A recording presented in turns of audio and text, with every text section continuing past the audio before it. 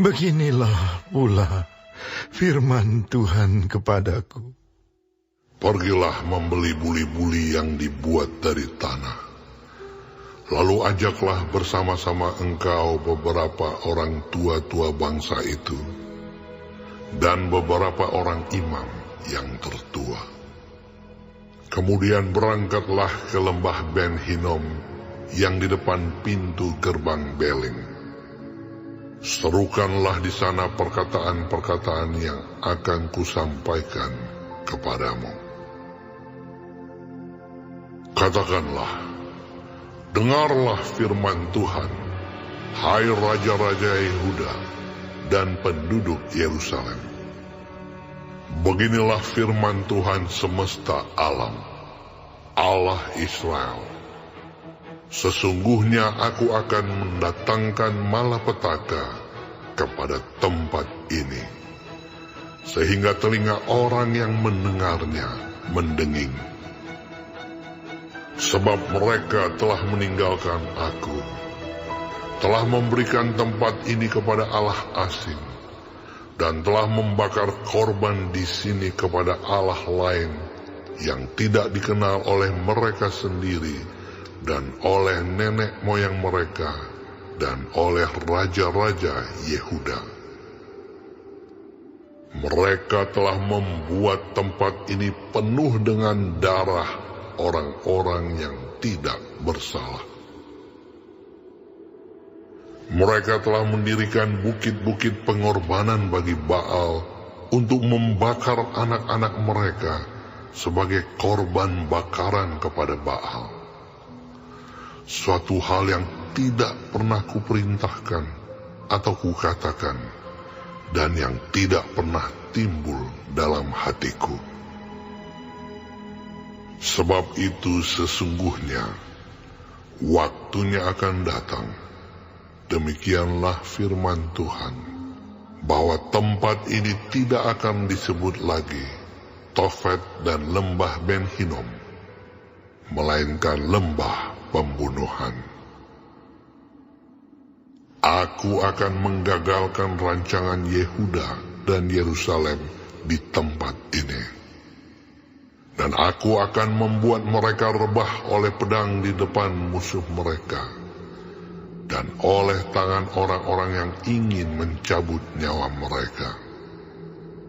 Aku akan membiarkan mayat-mayat mereka dimakan oleh burung-burung di udara, dan oleh binatang-binatang di bumi. Aku akan membuat kota ini menjadi kengerian dan menjadi sasaran suitan. Setiap orang yang melewatinya akan merasa ngeri dan bersuit karena segala pukulan yang dideritanya. Aku akan membuat mereka memakan daging anak-anaknya laki-laki dan daging anak-anaknya perempuan. Dan setiap orang memakan daging temannya dalam keadaan susah dan sulit yang ditimbulkan musuhnya kepada mereka, dan oleh orang-orang yang ingin mencabut nyawa mereka.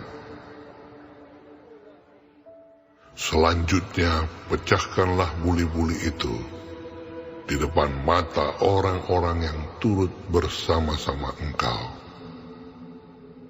Katakanlah kepada mereka, beginilah firman Tuhan semesta alam. Demikianlah akan kupecahkan bangsa ini dan kota ini, seperti orang memecahkan tembikar tukang periuk, sehingga tidak dapat diperbaiki lagi. Dan Tofet akan menjadi tempat penguburan, karena tidak ada tempat lain untuk menguburkan. Begitulah akan kulakukan kepada tempat ini. Demikianlah firman Tuhan, dan kepada penduduknya.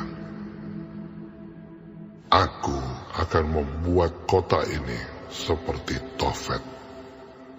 Rumah-rumah Yerusalem dan rumah-rumah para raja Yehuda akan menjadi najis seperti tempat Tofet, yakni segala rumah yang di atas contohnya orang membakar korban kepada segala tentara langit dan mempersembahkan korban curahan kepada Allah lain.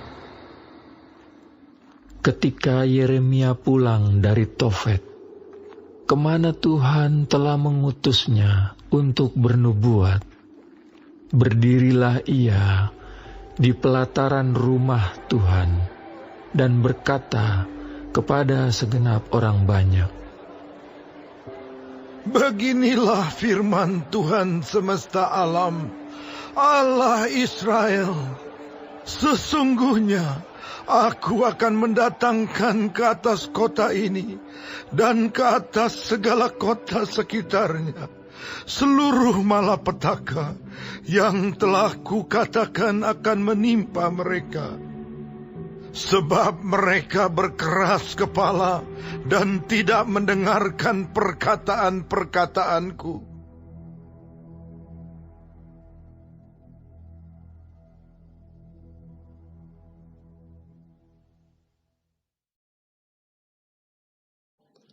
Shalom semua jemaat Tuhan, kembali kita di dalam pendalaman Alkitab Clear Sight. Sekarang kita sudah memasuki kitab Yeremia 19. Tuhan Yesus memberkati. Melalui sebuah perumpamaan yang dramatis, Yeremia menyatakan bahwa Yerusalem dan Yehuda akan mengalami hukuman yang demikian menghancurkan, sehingga mereka akan pecah berantakan tanpa dapat diperbaiki lagi. Allah memerintahkan Yeremia untuk membawa beberapa orang pemimpin ke tempat mereka untuk membakar ukupan kepada dewa-dewa dan mempersembahkan anak-anak mereka dalam api. Di sana ia memberitakan firman Tuhan mengenai malapetaka yang mendatang. Peragaan membeli buli-buli dan kemudian menghancurkannya itu dilakukan Yeremia mengikuti perintah Tuhan di tempat di Tofet yang terletak di lembah Ben Hinnom. Pada zaman nenek moyang Israel, di tempat itulah mereka membuat upacara pengorbanan anak-anak kepada dewa Molok dengan membunuh dan membakar anak-anak mereka. Oleh Raja Yosia yang mengadakan kebangunan rohani di kalangan umat Tuhan, kebiasaan sesat itu dihentikan. Namun sesudah Yosia, orang-orang Yehuda kembali menghidupkan kebiasaan orang-orang kafir tersebut. Dengan demikian, Yehuda telah menyatakan diri sebagai buli-buli yang najis, yang tak berguna bagi Tuhan. Maka Allah akan bertindak membuang, menghancurkan dalam hukuman dengan akibat-akibat sosial, ekonomi, politis yang ngeri. Gereja dan orang Kristen harus peka dan menolak berbagai kejahatan moral dan spiritual yang tidak sesuai dengan pernyataan kekudusan Allah di dalam Alkitab. Kita sebagai orang percaya dan gereja Tuhan harus berani dan tepat mewartakan kebenaran-kebenaran Allah di zaman yang gelap dan kacau ini.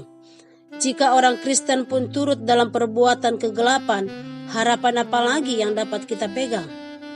Tuhan kiranya menolong kita untuk mengungkapkan kebenaran dengan cara yang bijaksana serta melakukan keadilan dan kebenaran mulai dari diri kita, lingkungan di mana kita berada. Amin. Tuhan Yesus memberkati.